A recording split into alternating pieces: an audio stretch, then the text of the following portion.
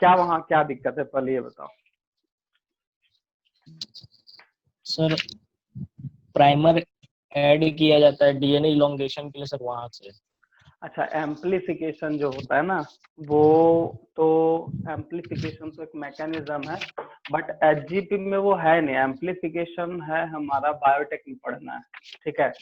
Actually क्या है कि हम लोग एक छोटा सा सेगमेंट लेते हैं जो प्राइमर है, जहां से वो कोडिंग जो है, क्योंकि कोडिंग करने का मतलब हो गया, जैसे मान लो एडनिन है, suppose adenine, thymine and guanine है, ठीक है। ये हमारा एक हो गया, तो इसके साथ किसी ना किसी प्राइमर को डालना पड़ेगा। जैसे एडनिन के साथ क्या आएगा, थाइमिन और इस तरह का। तो इस तरह का जो सेगमेंट है, इसी को हम लोग बोलते हैं प्राइमर।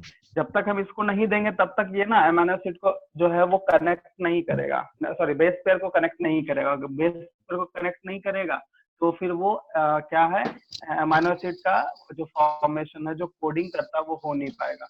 इसमें एम्पलीफिकेशन में बस, अगर मान लो जैसे एक सेगमेंट है, इस तरह का सेगमेंट है, मान लो ये सिंगल, इसको हम लोग बोलते हैं हम लोग टेम्पलेट सेगमेंट, टेम्पलेट पार्ट, ठीक है। तो उसका कॉम्प्लीमेंट्री पार्ट होगा या कोडिंग पार्ट होगा, तो पहले इसको डालना पड़ेगा। तो यही प्राइमर है। अब जैसे ये कनेक्ट हो, धीरे धीरे इसमें क्या होगा, जुटते जाएगा, और जितना भी सेगमेंट है वो एम्पलीफिकेशन करके अपना रिपीटिंग एक सेगमेंट बना लेगा, ठीक है।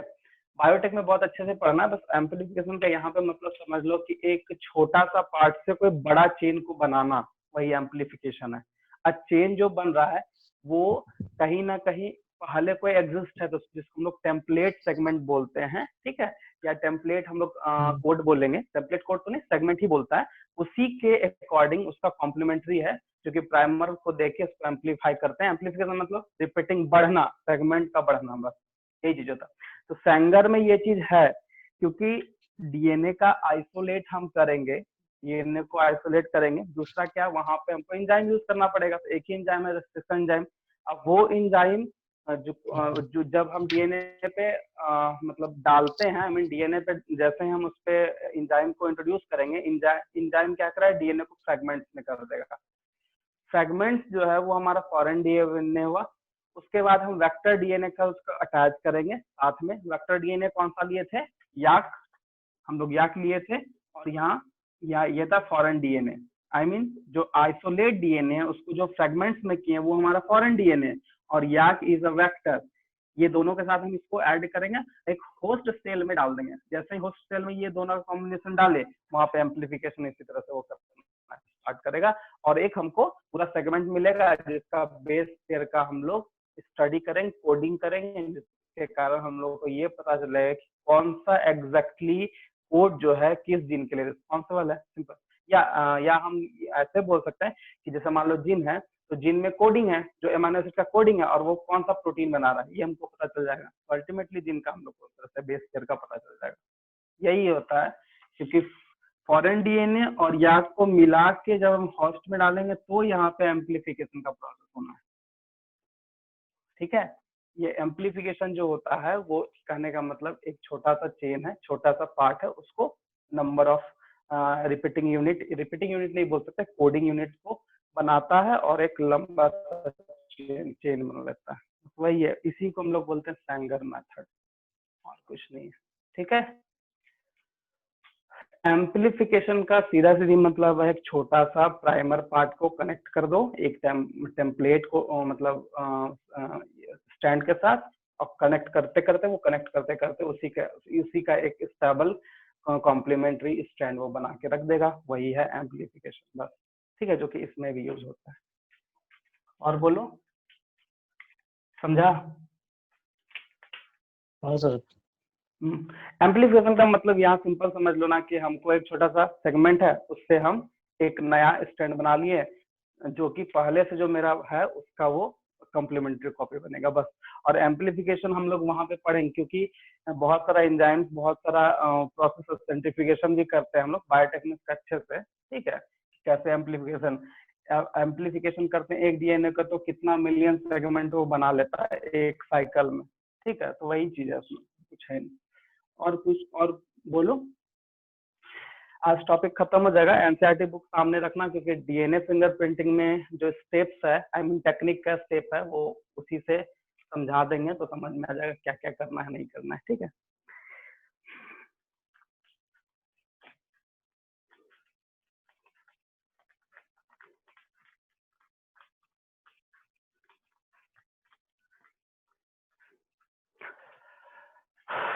सुनिधि, उदय आ गए सब? Yes sir. हाँ ठीक है, चलो। तो स्टार्ट करते हैं डीएनए फिंगरप्रिंटिंग। किसी को कुछ दिक्कत है? प्रीवियस टॉपिक में कुछ पूछना है तो पूछ सकते हो, नहीं तो स्टार्ट करते हैं। चलो, दिक्कत नहीं है तब इसका मतलब ठीक है। चलो, सबसे पहले डीएनए फिंगरप्रिंटिंग का क्या पर्पस है? पर्पस तो इसका बहुत ज्यादा है। नॉर्मल किसी क्राइम को सॉल्व करना है तो उसमें ये बहुत सबसे ज्यादा हेल्प करता है, ठीक है। तो कुछ बेसिक समझ लो, क्योंकि फिंगरप्रिंटिंग का टेक्निक्स वो बाद में समझेंगे।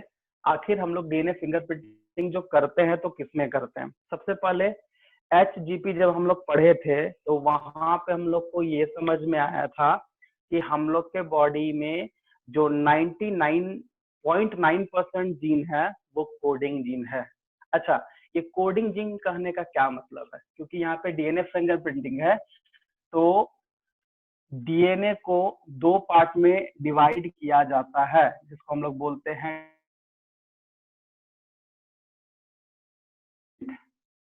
सेंट्रिफिकेशन होता है, डेंसिटी ग्रेडियंट। डेंसिटी के हिसाब से डीएनए को 2 पार्ट में बांटे हैं, जिसको एक को बोलते हैं बल्क डीएनए और एक को बोलते हैं सैटेलाइट डीएनए। और हम लोग सैटेलाइट डीएनए पे ही वर्क करने वाले हैं। ये होता है क्या, पहले यही समझना है, ठीक है। तो HGP से ये पता चल गया कि हम लोग के बॉडी में 99.9% जो भी जीन है वो क्या है, वो कोडिंग है। आई मीन वो कोड करता है, और वही कोड जो है अल्टीमेटली कोई पर्टिकुलर प्रोटीन के लिए होता है, और वो प्रोटीन को पर्टिकुलर फंक्शन या कोई मैकेनिज्म को कंट्रोल करता है। उसी को हम लोग बोल रहे हैं ना कोडिंग, ठीक है। कोडिंग का मतलब सिंपल है, अगर तुम्हारे सामने लिख दे कि कोई सेगमेंट है वो कोडिंग डीएनए है, तो इसका कहने का मतलब वो जो डीएनए होता है उसमें जो सेगमेंट्स है, उसमें जो जीन है, वो कोई ना कोई कोड बना रहा है, और सॉरी कोई ना कोई अमीनो एसिड से वो प्रोटीन बना रहा है, और वो प्रोटीन कोई ना कोई फंक्शन को मेंटेन करना है। हम लोग HGP में यही जाने, ठीक है, कि जो भी डीएनए है उसमें जो जीन है वो तभी कैरेक्टर को एक्सप्रेस कर पाएगा जिसके कारण सॉरी जिससे वो प्रोटीन बना सके।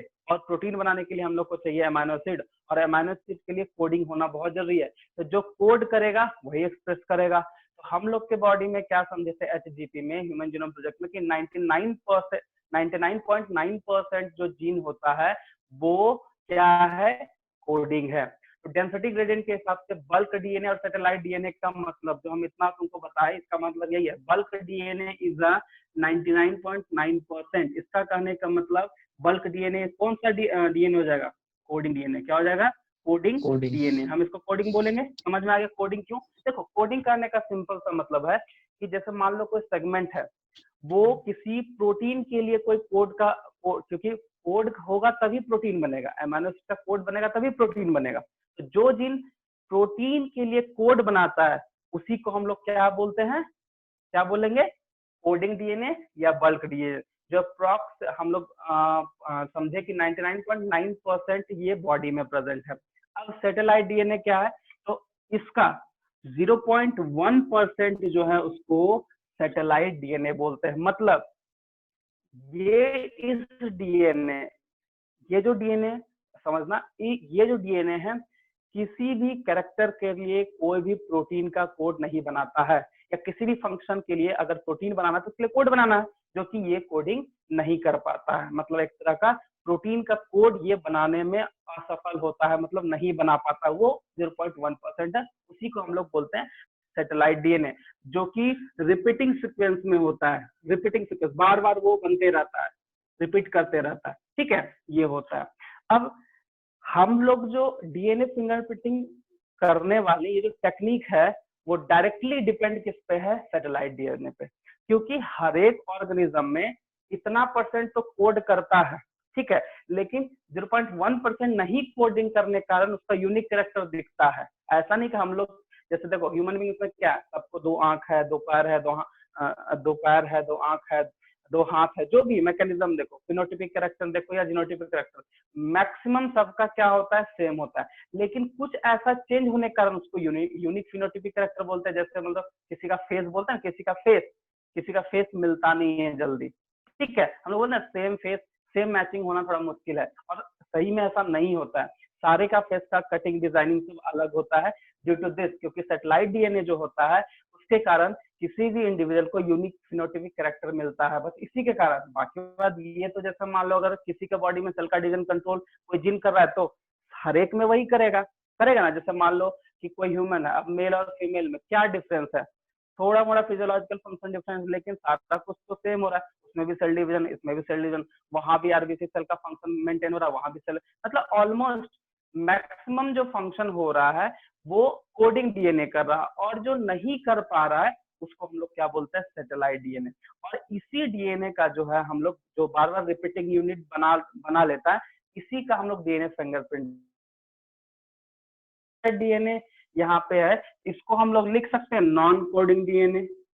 नॉन कोडिंग डीएनए कहने का मतलब ये एक ऐसा डीएनए का पार्ट है जो किसी भी प्रोटीन के लिए कोड नहीं बना पाता है। अगर वो कोड नहीं बना पाएगा तो वो नॉन कोडिंग डीएनए का मतलब इसका कोई काम नहीं है, बस खाली ये रिपीटिंग करते रहेगा, काम करते रहेगा अपना, या अपना नंबर बढ़ाते रहेगा बस, और इसका कोई काम नहीं। तो ये नॉन कोडिंग हो गया।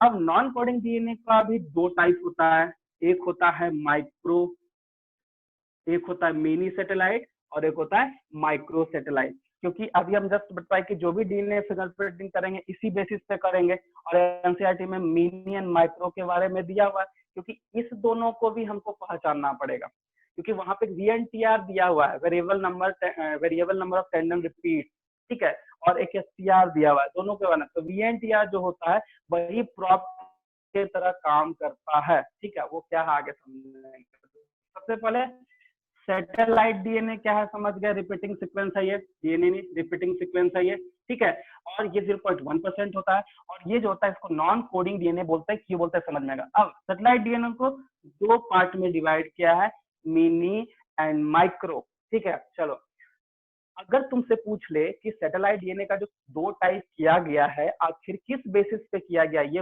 बहुत इंपॉर्टेंट है, वीवीआई मतलब लाइन है, ये बहुत मोस्ट इंपॉर्टेंट है, क्योंकि इसका जो है सबसे मेन इंपॉर्टेंट ये होता है कि हम लोग जो डीएनए फिंगरप्रिंटिंग है वो मिनी से करते हैं कि माइक्रो से करते हैं, इतना ध्यान रखना। तो मिनी एंड माइक्रो को डिवाइड किस बेसिस पे तुम करोगे, ठीक है। तो सबसे पहला जो होता बेसिस है वो है base pair position, base pair position, या फिर हम लोग बोलते हैं बेस रेशियो, ये भी बोल सकते हैं। अब ये बेस रेशियो क्या, ठीक है, तो कोई बता सकता है बेस रेशियो में हम लोग क्या लेंगे, ये बता सकते हो बेस रेशियो में क्या लेंगे। तो बेस रेशियो में क्या लेंगे, तो एडनिन थाइमीन का और ग्वानिन साइटोसिन का रेशियो। एडनिन थाइमीन का क्या रेशियो है और ग्वानिन साइटोसिन का, ये पहला बेसिस है कि नॉन कोडिंग डीएनए को ये दो पार्ट में बांटना है। तो मिनी एंड माइक्रो, तो पहला रेशियो क्या होगा, बेस पेयर पोजीशन, ये सारा एनसीईआरटी में इसको ध्यान, पहला पॉइंट ये। दूसरा क्या हो गया, लेंथ। लेंथ बहुत बड़ा डिपेंड करता है, मतलब अगर मिनी लेंगे तो क्या होगा, माइक्रो लेंगे तो क्या होगा, कितना बेस पेयर आएगा, कितना लेंथ होगा। तो ऑब्वियस बात है मिनी माइक्रो, माइक्रो का मतलब था छोटा, तो इसका लेंथ छोटा होगा, इसका ज्यादा बड़ा होगा, वो हम आगे समझा रहे हैं। नेक्स्ट है तुम्हारा रिपीटिंग नंबर। रिपीटिंग नंबर मतलब कोई मान लो वो बार बार रिपीट हो रहा है बेस पेयर, बार बार कितना बार, जैसे सपोज दैट मान लो हम लोग क्या बोलते हैं, जैसे मान लो कोई पर्सन है, ठीक है, वो कोई काम दिन में एक बार, एक दिन में वो काम 2-4 बार करता है, ठीक है। जैसे मान लो वो खाना खाता है 3 बार 4 बार खाएगा, वो क्या रिपीटिंग कर रहा है। इसी तरह का ये repeating number of base pair का भी ये काम करता है कि वो बनाते रहता है हमेशा। ये 3 बेसिस पे हम लोग उसको क्या करते हैं, बांटते हैं, क्या करते हैं, आई मीन इस बेसिस पे हम लोग उसको डिवाइड करते हैं, इतना ध्यान रखना। ये क्वेश्चन पूछता है, हम बार बार बोल रहे हैं, अभी तक के मेडिकल एग्जाम में इस चैप्टर से, इस टॉपिक से बहुत क्वेश्चन पूछा है, ठीक है, लेकिन ये वाला क्वेश्चन अभी तक नहीं पूछा गया है, तो ये आने वाले एग्जाम में बहुत इंपॉर्टेंट हो जाता है, ठीक है, क्योंकि हर एक जो इम्पोर्टेंट टॉपिक है उससे कोई ना कोई क्वेश्चन तो लेगा ही लेगा, और ये इम्पोर्टेंट टॉपिक है। डीएनए फिंगरप्रिंटिंग में कुछ ना कुछ क्वेश्चन पूछते रहता है वो, ठीक है, मेडिकल पॉइंट ऑफ व्यू से। बाकी मैकेनिज्म तो खैर एकेडमिक में जरूरी है। तो हम क्या होता है, सैटेलाइट डीएनए कितना परसेंट, 0.1%, और यही डीएनए हो जाता है जो किसी भी प्रोटीन के लिए कोड नहीं करता है, तो नॉन कोडिंग बोलते हैं। नॉन कोडिंग पे दो टाइप में बांटते हैं, मिनी एंड माइक्रो, और इसको नॉन कोडिंग को मिनी एंड माइक्रो जो बोले किस बेसिस पे किए, तो उसका base pair ratio, base pair position, length and repeating number, इस बेसिस पे इसको मिनी एंड माइक्रो में इसको डिवाइड करते हैं। क्योंकि हम लोग को यहाँ पे बार बार जो वेरिएबल नंबर देगा वही हम लोग का डीएनए फिंगरप्रिंटिंग में यूज होगा। तो ध्यान रख, अगर हम बात करें एक छोटा सा एग्जांपल, तो पता है मिनी एंड माइक्रो हम लोग ऐसा क्यों बोले, क्योंकि मिनी एंड माइक्रो कहने का मतलब क्या है, ये जो होता है माइक्रो मतलब शॉर्ट लेंथ होगा, इसका शॉर्ट, इसका लॉन्ग होगा, हम पहले बताएं। मतलब सोचो इसमें एक बार में 10 से 60 बेस पेयर आ सकता है, बेस पेयर इसमें हो सकता है, मिनी में 10 से 60 बेस पेयर हो सकता है। लेकिन अगर माइक्रोसेटेलाइट का बात करें तो 1 से 8 बेस पेयर, इससे ज्यादा ये नहीं होगा। तो ध्यान रखना, ये जितना ज्यादा लेंथ होगा इसमें उतना ज्यादा variable number of repeating unit आएगा। इसी को मिनी को ही हम लोग एक नाम दिए हैं VNTR प्रोब या VNTR प्रोसेस को बोलते हैं, मिनी सैटेलाइट को। VNTR कहने का मतलब है, यहाँ पे देखो VNTR जिसका फुल फॉर्म है variable number of tandem repeat, ठीक है। एनसीईआरटी का जस्ट उस मतलब पेज नंबर हम बता देते हैं, तुम देख लो, वहां पे दिया हुआ है, पेज नंबर है तुम्हारा 122 में देखो VNTR दिया हुआ है। देखो पेज नंबर निकालो, पेज नंबर 122 है, सॉरी 122 निकालो, उसमें देखो VNTR तुमको दिख रहा है, सबसे मतलब सेकंड थर्ड पैराग्राफ में बोल्ड लेटर में लिखा हुआ है VNTR।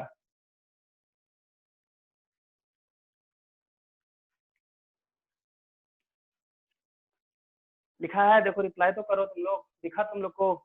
Yes sir. दिखा ना? देखो VNTR में क्यों यहाँ पे एक वर्ड लिखा हुआ है कि ये पॉलीमॉर्फिज्म शो करेगा, पॉलीमॉर्फिज्म शो करेगा।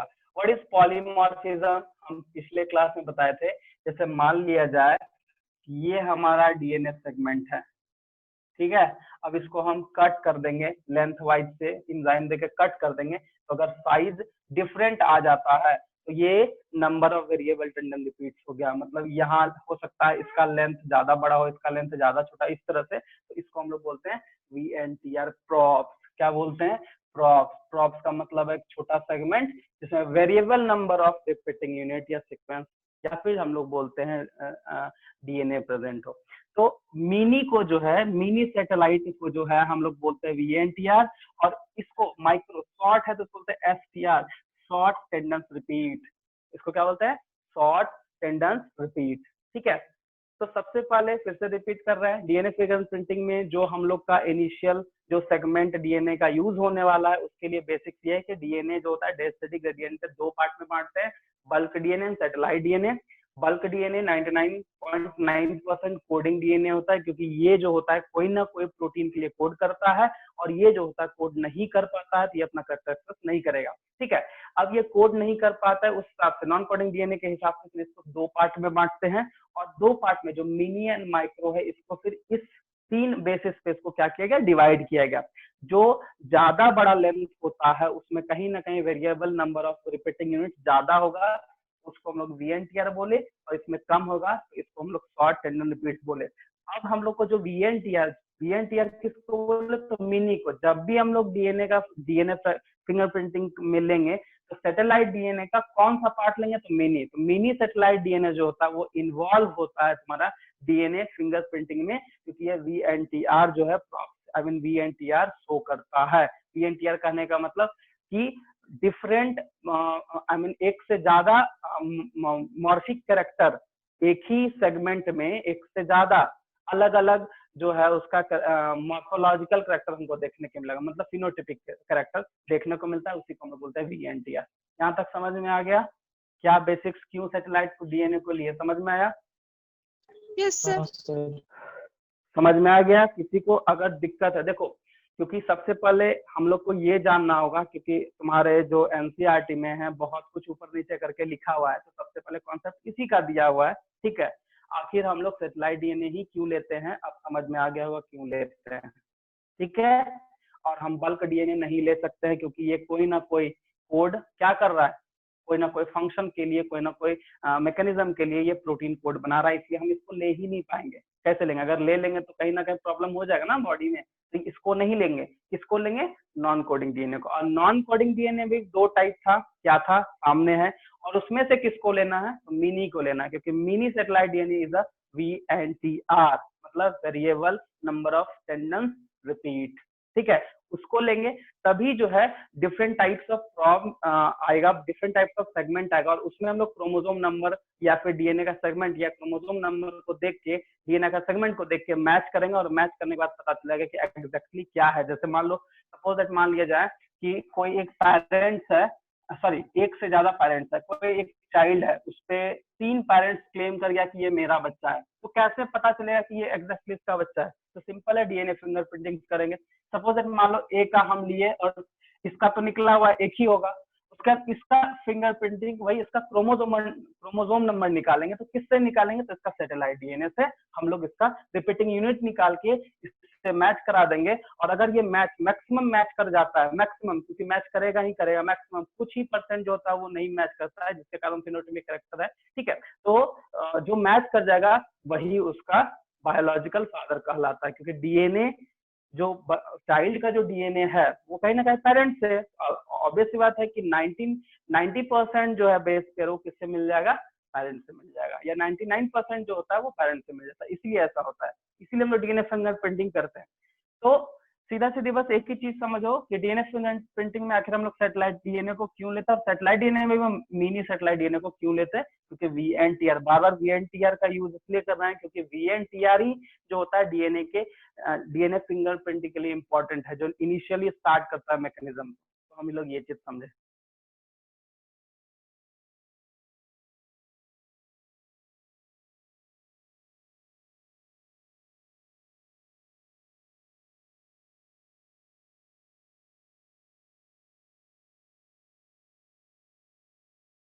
सर वीडियो रुक गया। स्पेलिंग देख लेना, एक सेकंड। स्पेलिंग तुम लोग देख सकते हो, एनसीईआरटी में है, सॉरी एनसीईआरटी में भी है। ठीक है वीडियो? Yes sir.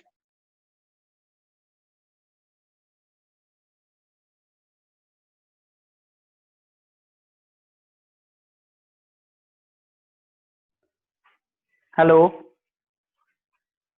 वीडियो ठीक है? Yes sir. हाँ ठीक है, ठीक है, ठीक। Yes sir. हाँ ठीक है।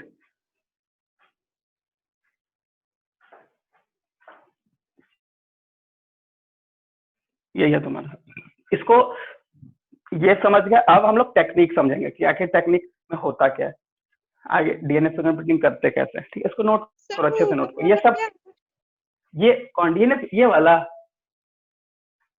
Yes sir. वो LS जेफरी है, जो साइंटिस्ट का नाम है, जो मतलब जो प्रोसेस को स्टार्ट किया था, कौन डेवलप किया था?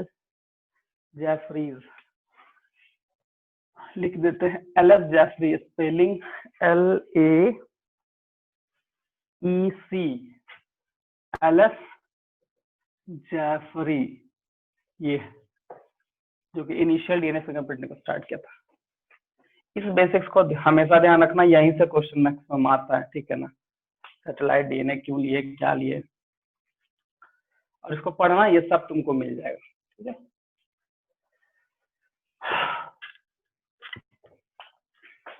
इसको नोट करो जल्दी, मिनट में आ रहा है।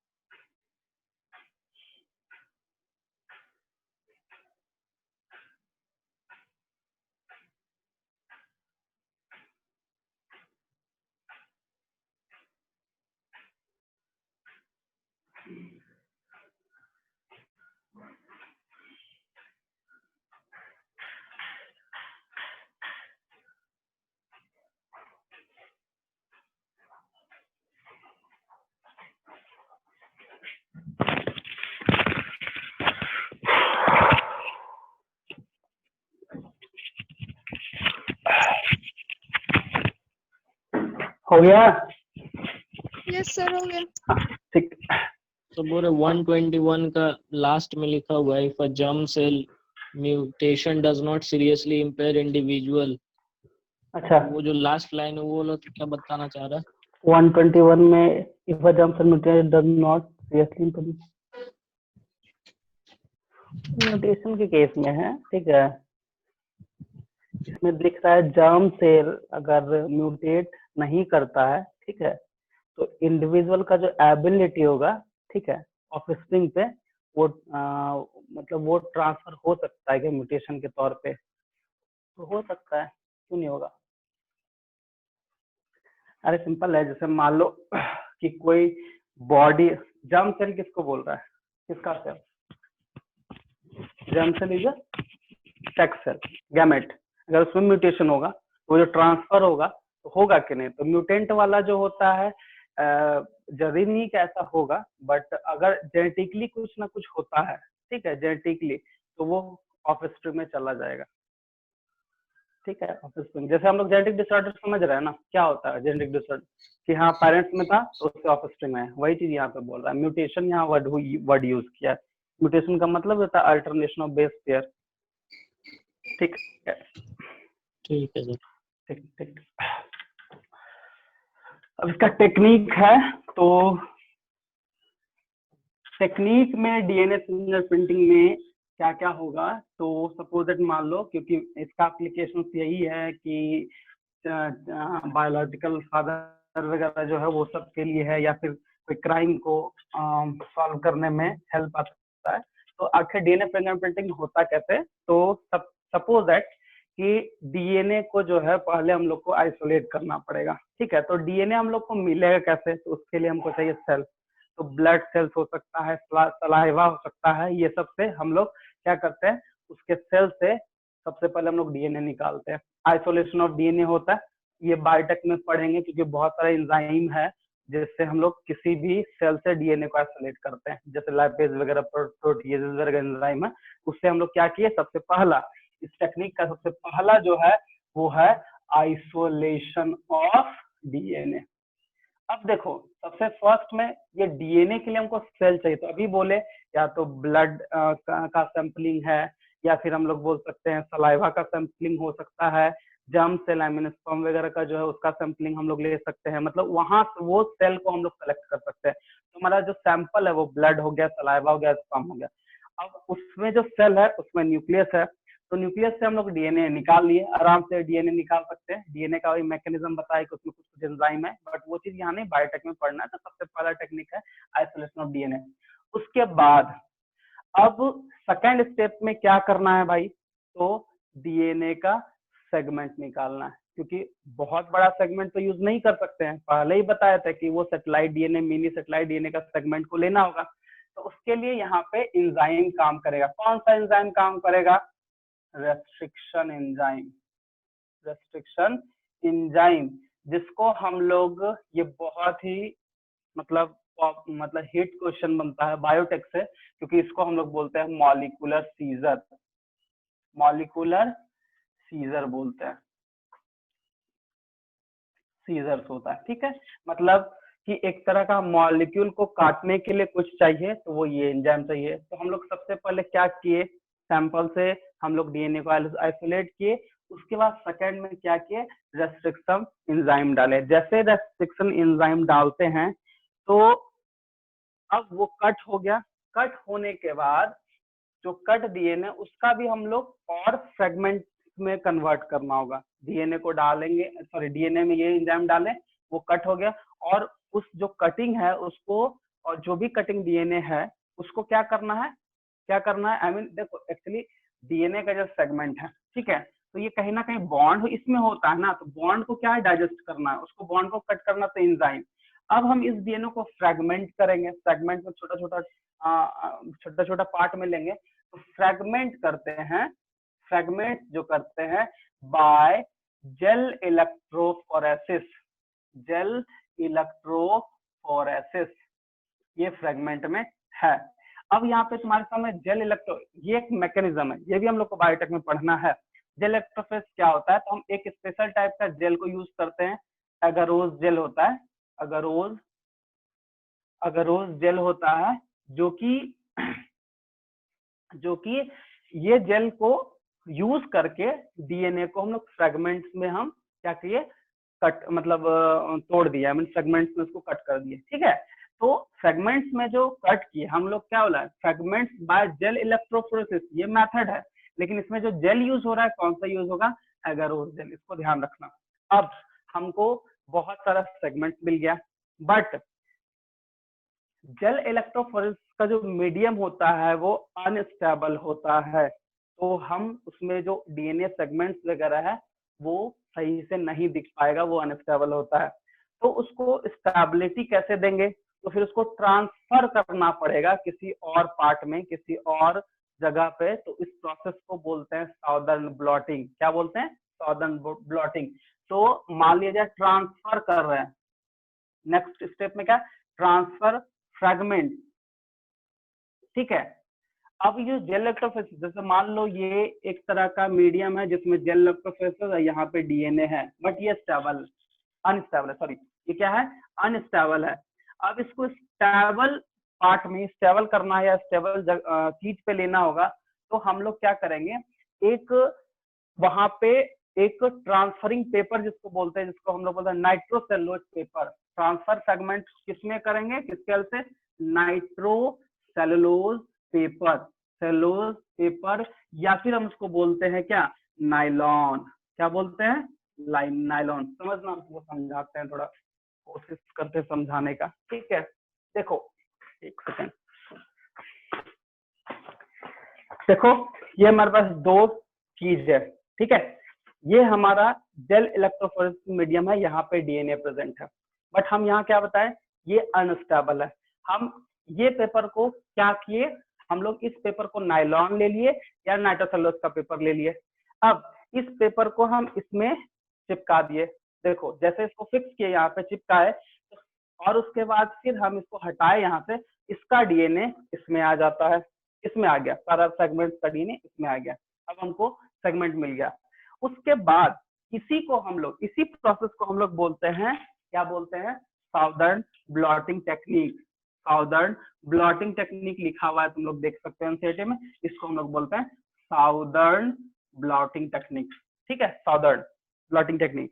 उसका नेक्स्ट में क्या है, अब हम लोग को ये तो खैर हम लोग का मिल गया, अब हम लोग को इसमें VNTR प्रोब मेरे पास है। VNTR प्रोब क्या था तुमको पता है, जस्ट हम बताए मिनी सैटेलाइट डीएनए में VNTR प्रोब है। ठीक है, इसके साथ इसको हम लोग, इसके साथ आई मीन ये VNTR प्रोब के साथ साउदर्न ब्लॉटिंग मैकेनिज्म से जब हम नायलॉन को लाए तो यहाँ VNTR प्रोब को हाइब्रिडाइज किए। ठीक है, अब हाइब्रिडाइज की कैसे करेंगे, तो इसमें एक तरह का एक मीडियम हम लोग को यहाँ पे लेना पड़ेगा, आई मीन एक लेबल लगाना पड़ता है, जिसको हम लोग बोलते हैं हाइब्रिडाइज, सॉरी मतलब जैसे मान लो ये ब्लॉटिंग टेक्निक से डीएनए मिल गया। ठीक है, इसी में हम लोग VNTR प्रोब को ऐड कर देंगे, ऐड कर दिए। अब ऐड करने के बाद इसको हमको क्या देखना है, सेगमेंट्स को देखना है, डीएनए का सेगमेंट्स को देखना है। जैसे मान लो तो डीएनए का सेगमेंट्स यहाँ पे कैसे दिखेगा, तो यहाँ पे हम लोग क्या करेंगे, ऑडियोग्राफी विथ एक्सरे के साथ उसको पास करा देंगे, तो सारा सेगमेंट जो है वो दिख जाएगा। और जब दिख जाएगा, दोनों का हमको मिला हुआ है, VNTR प्रॉप भी है, साउदर्न ब्लॉटिंग से दोनों का हमको सेगमेंट मिला, दोनों को मैच करेंगे। अब जब दोनों का सेम एज मैच हो जाएगा, तो फिर वहां पे हम लोग बता सकते हैं कौन किसका है। जैसे एग्जांपल में देखो, ठीक है,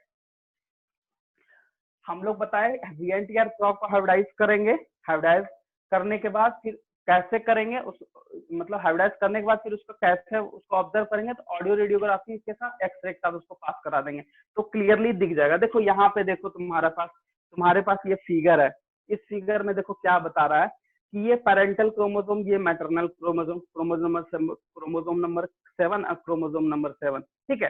देखो यहाँ पे है number of short tandems repeat, जो कि तुम्हारा यहाँ पे डीएनए का एक स्क्रीन है और ये इंडिविजुअल 1 एंड 2 है। सपोज मान लिया जाए ये कोई चाइल्ड है जिसपे 2 पेरेंट क्लेम किया है।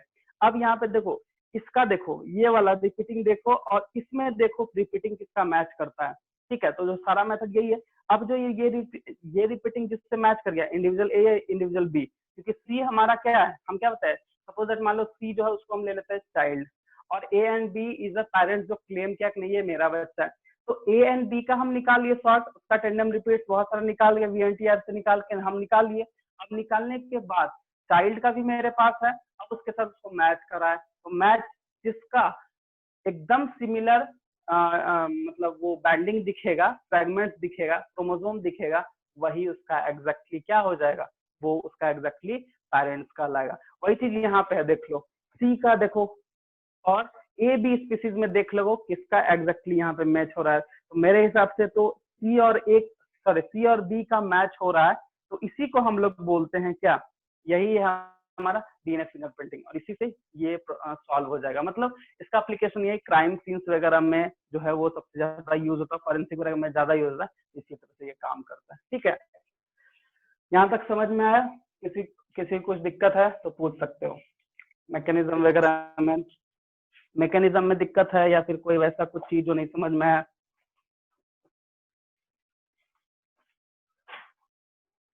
बोलो।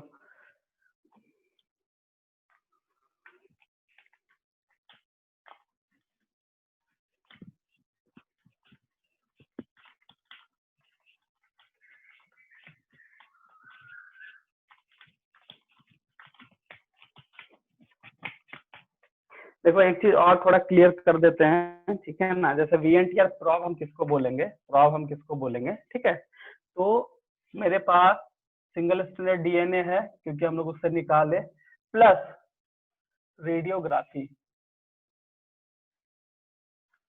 ये दोनों के कंबाइंड फॉर्म को हम लोग VNTR प्रॉब बोलते हैं,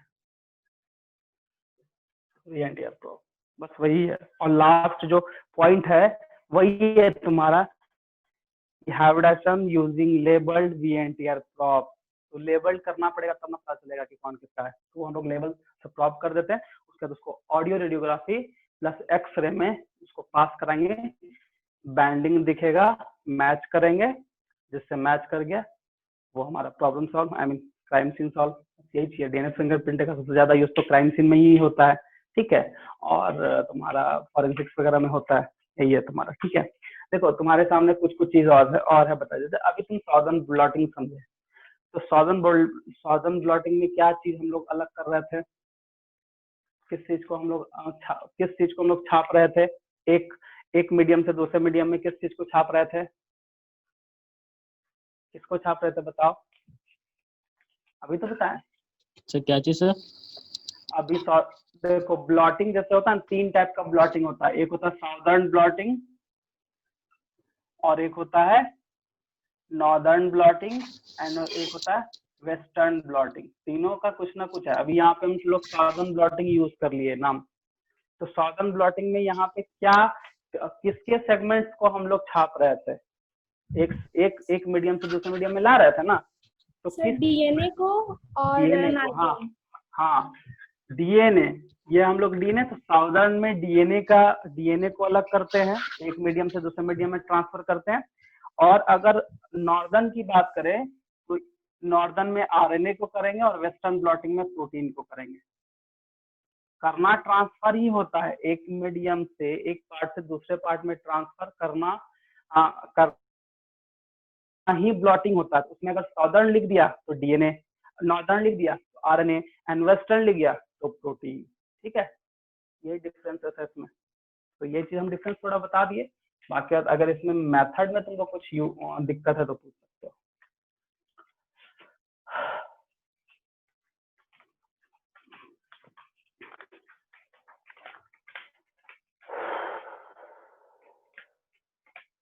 किसी को दिक्कत है? इसको देखो, इसको तो नोट करना है, कर सकते हो। वैसे एनसीईआरटी का हम लाइन से ही तुमको समझाए हैं, क्योंकि स्टेप वाइज वही है और वो ज्यादा इंपॉर्टेंट है हर एक चीज को समझना। बस इसको याद रखना, fragment by gel electrophoresis, gel electrophoresis. तो जेल इलेक्ट्रोफोरेसिस में कौन सा जेल? तो एगारोस जेल होता है ये बायोटेक में भी आएगा। ठीक है, ब्लॉटिंग क्या हुआ समझ गए। कौन सा पेपर यूज किए, ये बहुत इंपॉर्टेंट है, ये हमेशा क्वेश्चन पूछा जाता है, ये इंपॉर्टेंट है। फिंगरप्रिंटिंग का जो है टेक्निक्स में यही दो जो पॉइंट है बहुत इंपॉर्टेंट है, मतलब सॉरी 3 पॉइंट इंपॉर्टेंट है, जेल इलेक्ट्रोफोरेसिस और VNTR and blotting mechanism. Directly पूछ देगा जो ब्लॉटिंग मैकेनिज्म हुआ उसमें से क्या हम यूज किए, ट्रांसफर तो किए, तो किसमें किए। ठीक है, तो एक डीएनए का अनस्टेबल था, उसको हम स्टेबल लाने के लिए किसमें किए, तो हम लोग नाइट्रोसेलुलोज पेपर या नायलॉन शीट में उसको मतलब ट्रांसफरिंग करते हैं, इसी को बोलते हैं। वीएनटीआर प्रोब क्या है समझ गए, एक डीएनए है, उसमें रेडियो एक्टिव के साथ रेडियो एक्टिव एलिमेंट के साथ उसको लेबल करके इसी को हम लोग वीएनटीआर प्रोब बोलते हैं बस। ठीक है, और मिनी सैटेलाइट क्यों लेते हैं, माइक्रो सैटेलाइट क्यों लेते हैं, ये तुमको दिखेगा। ठीक है, मतलब एक तरह का सैटेलाइट डीएनए ही वहाँ पे यूज होता है, क्योंकि सैटेलाइट डीएनए को लेके सबसे ज्यादा मतलब क्वेश्चन पूछा गया कि ये है क्या। तो सैटेलाइट डीएनए सिंपल है, जो नॉन कोडिंग डीएनए है, नॉन कोडिंग सीक्वेंस है, उसी को हम लोग सैटेलाइट डीएनए बोलते हैं। इसमें जितना बताना था वो बता दिए, और इससे ज्यादा क्वेश्चन कभी नहीं पूछा है, अभी तक तो नहीं पूछा है, आगे पता नहीं क्या है। ठीक है, बट अभी तक इससे ज्यादा क्वेश्चन वही है, 5-6 क्वेश्चन ऑब्जेक्टिव बनता है, और सब्जेक्टिव में तो मैकेनिज्म भी पूछ सकता है। ठीक है, तो मैकेनिज्म इंपॉर्टेंट है, आई मीन टेक्निक्स इन्वॉल्वमेंट जो है, टेक्निक में कौन कौन सा इन्वॉल्वमेंट है, कैसे है, वो इम्पोर्टेंट है। इसमें बहुत ज्यादा तुमको इम्पोर्टेंट क्या है कि इस चीज को, ये 3-4 पॉइंट को तुमको अच्छे से समझना पड़ेगा, क्योंकि आइसोलेशन डीएनए सब में होता है, ये एंजाइम सब में यूज होता है, लेकिन उसके बाद सेगमेंट में कैसे कन्वर्ट किए, तो यहाँ पे नया वर्ड आ गया जेल इलेक्ट्रोफोरेसिस। कौन सा जेल? Agarose jail. कौन सा मेथड से ट्रांसफर किए, तो साउदर्न ब्लॉटिंग। ठीक है, कौन सा पेपर यूज हुआ, तो नाइट्रोसेलुलोज और नायलॉन। ठीक है, और कौन सा प्रोब, तो वीएनटीआर प्रोब हम किसके हेल्प से देखे, तो एक्सरे, ऑडियोग्राफी, एक्सरे। ध्यान रखना, एक और बायोटेक में आएगा यूवी रेज, हम लोग वहाँ यूवी रेज यूज करते हैं, यहाँ पे एक्सरे यूज कर रहे हैं, तो दोनों में बहुत डिफरेंस है। ये रेडियो एक्टिव है एलिमेंट, ठीक है, वो यूवी रे होगा, वो इथिडियम ब्रोमाइड वहाँ पे यूज करेंगे, यहाँ UV ray, sorry audio radiography है, ऑडियो रेडियोग्राफी मैकेनिज्म में एक्सरे का यूज करते हैं। तो यहाँ पे कंफ्यूजन मत होना, क्योंकि यूवी रे एक्सरे बहुत सिमिलर है। तो डीएनए फिंगरप्रिंटिंग में एक्सरे, और वहां पे हम लोग अलग, वहां पे तो है डीएनए का सेगमेंट भी दिखना है, वहां पे भी हम लोग का यूवी रे यूज होता है। तो यही सब डिफरेंस है इसमें, और कुछ नहीं, इससे ज्यादा कुछ नहीं पूछेगा। ठीक है, यही है, तो नोट करना है कर सकते हो। फिर हम लोग आगे आगे क्या, ये चैप्टर खत्म हो गया। ठीक है, अगर इसमें वैसा कोई मैकेनिज्म जो तुमको नहीं समझ में आ रहा है, तुम पूछ सकते हो। ठीक है,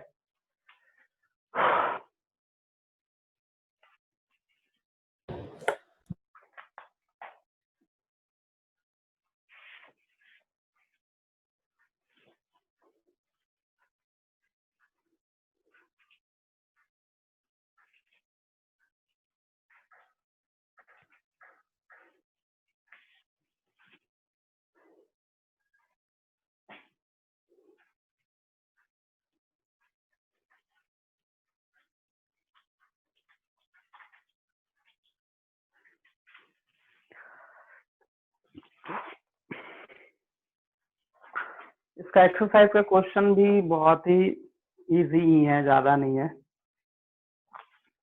पहला क्वेश्चन में पहला है तुम्हारा group the following as nitrogen base and nucleoside, तो तुम बता सकते हो ग्रुप में कौन है, ठीक है। उसके बाद फिर है if a double stranded DNA has 20% of cytosine calculate the percent of adenine in it. हाँ बोलो। सर प्रीवियस क्लास वाला एक बार समराइज कर देंगे। कौन सा प्रीवियस क्लास वाला अच्छा प्रीवियस क्लास में जो हुआ था, मतलब human genome project. Yes sir. बता देते, ठीक है चलो समराइज कर दो। देखो सबसे पहले ह्यूमन जीनोम प्रोजेक्ट, ठीक है, जो है फिर से सुनना। ह्यूमन जीनोम प्रोजेक्ट, ये प्रोजेक्ट को स्टार्ट क्यों किया गया, क्योंकि बहुत सारा जेनेटिक एंड क्रोमोसोमल एबरेशन या फिर डिसऑर्डर वगैरह को जानना था। उसके बारे में अगर नहीं जानेंगे तो उसका ट्रीटमेंट कैसे करेंगे, कुछ तो बेसिस होना चाहिए। तो यहाँ पे एक सबसे बड़ा सवाल था कि ह्यूमन का जो पूरा बॉडी में जितना भी जीन है सबको स्टडी करना है, तो इसीलिए ह्यूमन जीनोम प्रोजेक्ट नाम दिया गया। दूसरा चीज है कि पर्पस यही था कि जेनेटिक एंड क्रोमोसोमल डिसऑर्डर पता करना था, या फिर जो भी हमको जीन से रिलेटेड काम करना है उसके बारे में तो जानना पड़ेगा, चाहे वो डिसऑर्डर हो, अच्छा बुरा जो भी हो। तो इसलिए ह्यूमन जीनोम प्रोजेक्ट का ख्याल है। दूसरा, इसको मेगा प्रोजेक्ट क्यों बोलते हैं, ठीक है, तो तुम्हारा क्वेश्चन में भी एक्सरसाइज में भी ये है कि HGP को मेगा प्रोजेक्ट क्यों बोलते हैं।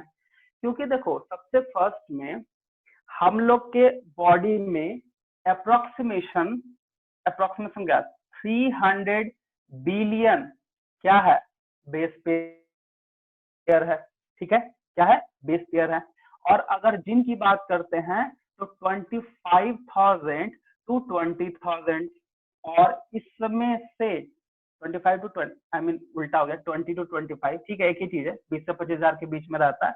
और 300 बिलियन बेस पेयर अगर है, ठीक है, तो हर एक बेस पेयर के बारे में जानना बहुत ही ज्यादा टाइम लगने वाला था और बहुत ही ज्यादा एक्सपेंसिव था, इसलिए इसको मेगा प्रोजेक्ट क्यों एक्सपेंसिव था, क्योंकि अगर एक बेस पेयर का स्टडी करोगे तो $3 यूज होता था, $3, और 300 है तो 90 बिलियन US डॉलर खर्च होने वाला था, US डॉलर खर्च होने वाला था, ठीक है, इसीलिए इसको मेगा प्रोजेक्ट बोला। पहला तो एक बहुत महंगा, दूसरा कि इसका एक्सपेक्टेड 13 इयर्स तक बोला था कि हम इसका स्टडी करेंगे, लेकिन ये चला गया कहाँ, 16 साल तक, ठीक है। होना था 2090 से स्टार्ट हुआ था, होना था 2003 में, लेकिन हुआ कब, सॉरी 2003 में नहीं, सॉरी 2003 में होना था, लेकिन हुआ कब, 2006, ठीक है, 16 साल हो गया, मतलब 13 ईयर का सोचा था बट 16 साल। तो इसीलिए टाइम भी ज्यादा, पैसे भी ज्यादा, और सबसे बड़ा प्रॉब्लम था कि अभी हम जस्ट बताए कि हम लोग के बॉडी में 99.9% जो है बल्क डीएनए है, जो कोडिंग डीएनए है। अब कोडिंग है तो वो कोई ना कोई कोड करेगा, प्रोटीन बनाना है उसको। अब हर एक कोड को बनाने के लिए बेस पेयर चाहिए, अब वो बेस पेयर का स्टडी करना था तो बहुत ही ज्यादा प्रॉब्लम आने वाला था, तो इसीलिए इसको मेगा प्रोजेक्ट बोला गया। अब इसमें देखो, अब जो सबसे एस्पेक्ट्स क्या क्या है, जैसे मान लो हम लोग अगर हम इसका साइलेंट फीचर समझे, साइलेंट फीचर नहीं सॉरी एक सेकंड, हाँ, इसका गोल अगर समझे तो सिंपल है कि अगर तुम कोई भी चीज स्टार्टअप करना चाहते हो तो हर एक चीज में ध्यान देना पड़ेगा, ठीक है। तो पहला पॉइंट क्या था कि इसमें अप्रोक्सीमेशन 20,000 से 25,000 जो है वो जीन जो है वो उसको आइडेंटिफाई किया ह्यूमन में, सबसे पहला गोल था। दूसरा क्या था कि determination of sequence of DNA में जो सीक्वेंस था वो डिटर्मिनेशन करना था, जो हम यहाँ बताए क्यों मेगा प्रोजेक्ट हुआ, क्योंकि उसमें 300 बिलियन बेस पेयर था उसमें, इसीलिए वो था। तीसरा गोल क्या है कि देखो मेगा प्रोजेक्ट का एक और बात था कि अगर हम किसी चीज का हम लोग स्टडी करते हैं तो उसके डाटा को या फिर उसके जितना भी डाटा एनालिसिस वगैरह जो भी है, डाटा एंट्री जो भी है, उसको भी स्टोर करना है। तो उसको स्टोर करने के लिए बोला गया कि अप्रोक्सीमेशन 3,000 सॉरी 3000 नहीं, एक सेकेंड, हाँ 3300 बुक्स बनाना पड़ेगा तभी स्टोर करना है। भाई स्टोर करने के लिए भी इसको डाटा वगैरह का जरूरत पड़ेगा, तो वहां पे बायो इन्फॉर्मेटिक्स यूज किया गया, बायो इन्फॉर्मेटिक्स। ठीक है, तो ये सब प्रॉब्लम आया कि 3300, सोच रहे हो 300 बुक्स चाहिए उसको अगर हम करते, क्योंकि एक कम से कम एक बेस पेयर का है सब कुछ जानने के लिए 1000 पेज का जरूरत पड़ जाता। सोचो इतना बुक चाहिए, वो पॉसिबल था नहीं। ठीक है, तो इसीलिए इसको मेगा प्रोजेक्ट बोले। बट ये सब जब प्रॉब्लम आया तो इसको सोल्यूशन करने के लिए वही गोल में लिखा हुआ है कि बायो इंफॉर्मेशन प्रोसेस से हम लोग data entry and data analysis किए। ठीक है, तो सबसे पहला जो क्या बताए कि कितना जीन है, तो 20 से 25,000। दूसरा कितना बेस पेयर है, कितना सीक्वेंसिंग है, तो 300 मिलियन सीक्वेंसिंग है, सबको डिटरमाइन करना है। तीसरा जो था वो क्या था कि इसका इंफॉर्मेशन कहाँ स्टोर करना था, तो वो गोल का तीसरा पॉइंट में तुम लोग देख सकते हो, उसमें लिखा इंफॉर्मेशन ऑफ डाटाबेस, वो बायो इंफॉर्मेशन को दिया गया, एनसीबीआई वगैरह जो बताए थे। ठीक है, अब नेक्स्ट जो है मतलब information of database and improve tools for data analysis, ये सारा बायो इंफॉर्मेटिक्स मतलब बायोटेक्नोलॉजी का पार्ट हो गया, जो कि इसका गोल में ऐसा लिखा गया। उसके बाद है कि transfer related to technology to other sector. ठीक है, कि अगर किसी अलग सेक्टर को हमको ट्रांसफर करना है कुछ डाटा साइंस स्टडी के लिए कुछ जानना, तो उसके लिए अलग से सेक्टर, अलग से चीज बनाया गया। उसके बाद ही था एचजीपी का जो गोल था, उसमें था कि अगर किसी तरह का इशू आता है, सोशल हो, एथिकल हो, इकोनॉमिकल हो, सॉरी सोशल, हाँ इथिकल, लीगल एंड सोशल, ये तीनों का अगर इशू होता है उसके लिए टीम बनाया गया। ठीक है, उसके बाद फिर जो है एड्रेस, आई मीन जो इस सब इशू को हैंडल करता है उसके लिए टीम बनाया गया। तो गोल के साथ साथ में मेगा प्रोजेक्ट इसलिए बोले क्योंकि इसमें बहुत कुछ जरूरत पड़ गया। जैसे बताए ना मेगा प्रोजेक्ट क्यों बोले, तो हम उसमें गोल समझा रहे थे कि मेगा प्रोजेक्ट में गोल, तो मेगा प्रोजेक्ट क्यों बोले, और गोल जो दिया हुआ है एनसीईआरटी में, गोल ऑफ एचजीपी, वो भी तुम उसमें ऐड कर सकते हो कि डाटा एंट्री के लिए बायो इन्फॉर्मेशन बायोटेक्नोलॉजी का यूज करना पड़ा, हमको एक टीम बनाना पड़ा जिसके लिए ethical, legal and social issue को हैंडल कर पाए इस तरह से।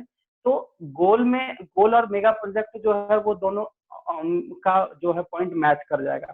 ठीक है, तो मेगा प्रोजेक्ट क्यों था, तो ये सामने है, गोल में क्या क्या पॉइंट लिखा गया वो भी हम समझा दिए। अब ये किया कैसे गया, तो मेथोडोलॉजी है कि आखिर हम लोग जो मतलब दो अप्रोचेज है, एक अप्रोचेज है कि जो सिर्फ कोडिंग सीक्वेंस को किया जाए, और एक अप्रोच था जो कि नॉन कोडिंग को किया जाए। जो कोडिंग को करना था, कोडिंग को तो आसान था, उसका नाम दिया गया ETF, express sequence tag methodology में सबसे पहला जो मेथड क्या बताया कि जो कोडिंग है उसी को करेंगे। ठीक है, अप्रोचेस दो अप्रोच था, एक अप्रोच क्या था मेथड का कि जो कोडिंग है उसी करेंगे, लेकिन जो कोडिंग नहीं है, आई मीन जो प्रोटीन में जैसे सेटेलाइट डीएनए उस तरह का 0.1% निकला था ना, तो वो नॉन कोडिंग डीएनए, एक तरह का नॉन कोडिंग को भी तो स्टडी करना पड़ेगा, पता कैसे चलेगा ये नहीं कर रहा ये कर रहा है। तो ये दो अप्रोच के हिसाब से ये काम स्टार्ट किया था, जिसमें था कि इसका मेथोडोलॉजी अगर हम जाएं तो coding and non coding sequence के बाद हम लोग को इसका एग्जैक्ट कैसे हम लोग यूज कर सके, कैसे किसी भी जीनोम को या फिर किसी भी जीन को स्टडी करके, उसके लिए सबसे पहला मेथड क्या था, आइसोलेशन। ठीक है, देखो सबसे पहला था आइसोलेशन, हम लोग आइसोलेट कर दिए। ठीक है, आइसोलेट करने के बाद उसका डीएनए आइसोलेट करने के बाद फिर हम उसको रेस्ट्रिक्शन एंजाइम डाले ताकि फ्रेगमेंट हो जाए, फ्रेगमेंट हो गया। अब fragment is a foreign DNA. अब फिर हम एक वेक्टर डीएनए लेना होगा, क्योंकि अगर किसी के सेल में जाकर उसको मल्टीप्लाई करवाना है, इंक्रीज नंबर बढ़ाना है, सेल में डायरेक्टली हम लोग इंट्रोड्यूस कर नहीं सकते हैं। तो नॉर्मल हम लोग क्या किए, बैक्टीरिया को लिए, सॉरी बैक्टीरियल आर्टिफिशियल क्रोमोसोम का सेगमेंट को यूज कर सकते हैं, और इस आर्टिफिशियल क्रोमोसोम सेगमेंट का यूज करते हैं। तो याक जो बोलते हैं, याक लिए। तो याक क्यों लिए, क्योंकि उसमें मैक्सिमम फ्रेगमेंट्स को कंटेन करके हम लोग होस्ट सेल में डाल सकते हैं, इसीलिए बैक्टीरिया में कम था, उसमें ज्यादा था। मतलब सिंपल है कि फ्रेगमेंट जो फॉरेन डीएनए था, बहुत सारा फ्रेगमेंट आ गया जिसको हम फॉरेन डीएनए बोल रहे हैं, उसको वेक्टर के साथ, वेक्टर में पहले डाले, अब वो वेक्टर को फिर होस्ट सेल में डाल दिए, जब होस्ट सेल में डाले और वहां इंक्रीज हुआ, तो इंक्रीज के बाद जो हमको मिला सेगमेंट्स वगैरह, उस सेगमेंट से हम लोग एग्जैक्टली सीक्वेंसिंग का डिटर्मिनेशन करना स्टार्ट किए और उसी का सारा डाटा वगैरह यूज किए। और ये जो पूरा मेथड है ये सेंगर मेथड बोलता है, क्योंकि जब तुम होस्ट सेल में भेज दिए, देखो सबसे पहले हम क्या बताएं कि फॉरेन डीएनए में क्या था कि फ्रेगमेंट्स डीएनए प्लस वेक्टर, तो वेक्टर में दो था, एक था बैक, एक था यैक। तो यैक के साथ फॉरेन डीएनए को मैच किया और फिर यैक डाल दिए होस्ट सेल में, ये हमारा होस्ट सेल हो गया। अब यहाँ अंदर में इंक्रीज हुआ कॉपी, जिसको हम लोग एम्पलीफिकेशन बोलते हैं। क्या एम्पलीफिकेशन, ये एम्पलीफिकेशन हो गया, नंबर बढ़ गया। अब हम उसका अच्छे से डिटर्मिनेशन कर सकते हैं, डिटर्मिनेशन किए और इसी, और देखो इसी पूरे मेथड को हम लोग बोलते हैं सेंगर मेथड। अब उससे डिटर्मिनेशन हो गया और फिर हम लोग को पता चला कि एग्जैक्टली पूरे बॉडी के जिन में क्या है, तो यही है उसमें। तो उसमें कुछ कुछ है, साइलेंट फीचर भी है एचजीपी का, ठीक है, जिसमें हम लोग जानते हैं कि द ह्यूमन जीनोम कितना कंटेन हुआ, तो वो सब तुम लोग देख सकते हो। और उसी में पता चला कि ह्यूमन के बॉडी में 99.9% डीएनए जो है वो कोड करता है फॉर प्रोटीन, और वो प्रोटीन कोई ना कोई कैरेक्टर को या कोई ना कोई फंक्शन को मेंटेन करता है। और जो 0.1% देख रहे हैं वो नॉन कोडिंग डीएनए है, जिसको हम लोग एनोइंग बोले थे। एक मेथड, दो अप्रोच में हम क्या बताते, एक कोडिंग एंड नॉन कोडिंग। तो कोडिंग वाले को ईएसटी बोले थे और नॉन कोडिंग था वो था सीक्वेंस एनोटेशन। सीक्वेंस एनोटेशन करने का मतलब कि वैसा सीक्वेंस को कर रहे हैं जिसका कोई काम नहीं है, वो ऐसा बस बैठा हुआ है, लेकिन उसको हमको लेके चलना है, तो कहीं ना कहीं प्रॉब्लम क्रिएट करेगा ही करेगा, उसमें टाइम जाएगा ही, तो उसको सीक्वेंस एनोटेशन बोलिए। जो कि वही चीज बाद में सैटेलाइट डीएनए के तौर पर फिंगरप्रिंटिंग में यूज किया गया, क्योंकि सीक्वेंस एनोटेशन में नॉन कोडिंग डीएनए को स्टडी किया गया था, या फिर बोल सकते हैं उसके जीन को डिटरमाइन किया गया था, उसके सीक्वेंस को। ठीक है, तो वही चीज जो है सैटेलाइट डीएनए के तौर पे डीएनए फिंगरप्रिंटिंग में यूज हुआ। तो मतलब यही है कि पूरे ह्यूमन जीनोम प्रोजेक्ट में कितना ह्यूमन का जीनोम में कितना कंटेन बेस पेयर वगैरह है, कितना कौन कितना परसेंट है। जैसे मान लो बोला कि जो एक्स क्रोमोसोम होता है, जो पहला क्रोमोसोम एक्स होता है वो बहुत ही बड़ा होता है, वाई जो होता है वो बहुत ही छोटा होता है क्रोमोसोम का, ये भी बात सही है। मतलब हर एक चीज का उसमें स्टडी किया गया, वही है। तो तुम इसमें साइलेंट फीचर पढ़ लेना, देखना इसमें कोई तरह का दिक्कत होगा तो पूछ सकते हो। वैसे पढ़ना इसमें वही क्या, less than 2% of genome code for protein, इस तरह का कुछ कुछ पॉइंट है, ये नॉर्मल हम पहले भी समझा चुके हैं। और क्रोमोसोम 1 देखो उसमें लिखा हुआ, जैसे एक्स क्रोमोसोम है, क्रोमोसोम 1 हैज मोस्ट जीन, कितना जीन है 2968 जीन है, और वाई में सबसे कम है 221 जीन है। तो ये सारा साइलेंट फीचर में तुम इसको देख सकते हो। ठीक है, इसका मेथड में बस इतना ही है कि पहले किसी भी चीज को स्टार्ट करने के लिए हमको एक टीम बनाना पड़ेगा, डाटा बेस हो या फिर किसी भी तरह का इशू हो उस तरह का। फिर उसके बाद फिर उसका मेथड में दो अप्रोच, एक ईएसटी और एक सीक्वेंस एनोटेशन। सीक्वेंस एनोटेशन में नॉन कोडिंग को किए और एक्सप्रेस में कोडिंग जीन को, आई मीन कोडिंग सीक्वेंस को डिटरमाइन किए। उसके बाद वो मेथड्स में क्या हो जाएगा, डीएनए को आइसोलेट करे, उसमें एंजाइम डाले, फ्रेगमेंट्स में कन्वर्ट हो गया, फ्रेगमेंट्स को फॉरेन डीएनए बोल रहे हैं, फॉरेन डीएनए को फिर वेक्टर के साथ मैच कराएं, आई मीन इंट्रोड्यूस कर दिए, और वो फिर जो डीएनए बना वो वेक्टर डीएनए को फिर हम डाल दिए होस्ट सेल में, और होस्ट सेल में एम्प्लीफिकेशन हुआ, वहां पे सीक्वेंसिंग बना, इंक्रीज नंबर ऑफ कॉपी हुआ, वहां पे जाके हम लोग फिर उसका डिटरमाइन कर लिए। यही है मेथोडोलॉजी। ठीक है, बाकी बात साइलेंट फीचर में तुम्हारा वो सब चीज याद करने वाला है, तुम देख सकते हो, यही चीज था। ठीक है, और बताओ।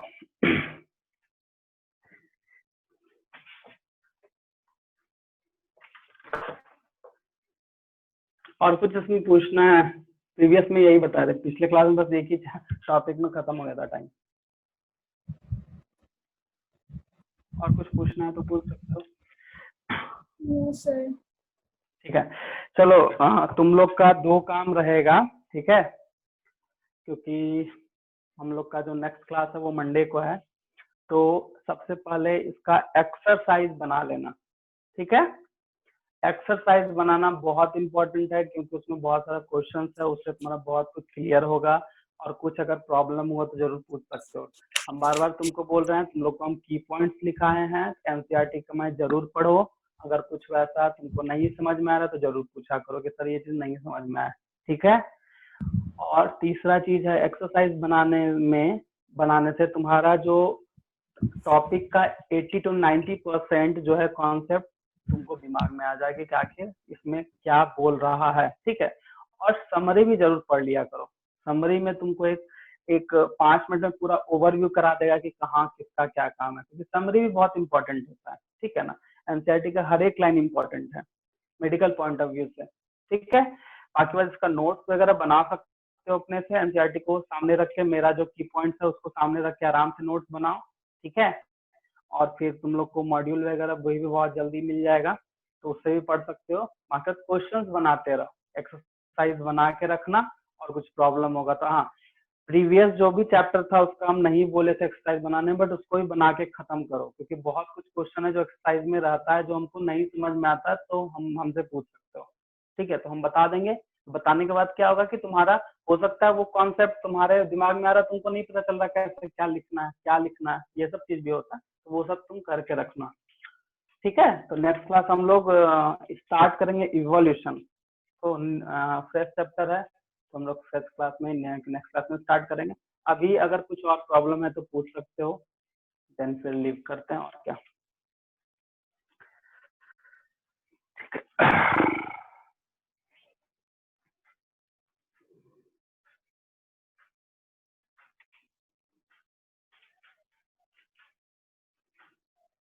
नहीं, चलो ठीक है। अब नहीं प्रॉब्लम है तो कोई बात नहीं। नेक्स्ट क्लास फिर इवोल्यूशन, ठीक है।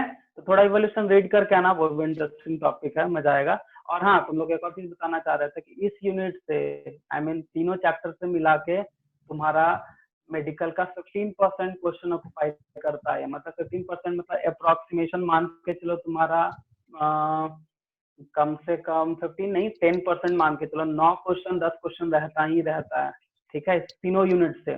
और सबसे इम्पोर्टेंट जो है मॉलिक्यूलर बेसिस है, क्वेश्चन कम पूछता है बट कॉन्सेप्चुअल पूछेगा, हर चीज को रिलेट करेगा, ठीक है। और इवोल्यूशन से क्वेश्चन इजी रहता है, बस उसको समझना है तुमको, ठीक है। क्वेश्चन इवोल्यूशन से ज्यादा टफ नहीं रहता क्वेश्चन, ठीक है। इवोल्यूशन से हर एक साल 3-4 क्वेश्चन पूछ ही देता है। मॉलिक्यूलर बेसिस इतना बड़ा चैप्टर है, 2-3 पूछता ही है, और जेनेटिक्स से भी 2-3, कुल मिला के 10-11 9-10-11 चलता है। तो ये बहुत इंपॉर्टेंट है मेडिकल पॉइंट ऑफ व्यू से, ठीक है। तो इसको जरूर कर लेना, ठीक है। तो फिर नेक्स्ट क्लास हम लोग मिलते हैं इवोल्यूशन के साथ, और थोड़ा रीड कर लेना, क्योंकि एनसीईआरटी रीड करना बहुत important. Okay, thank you sir.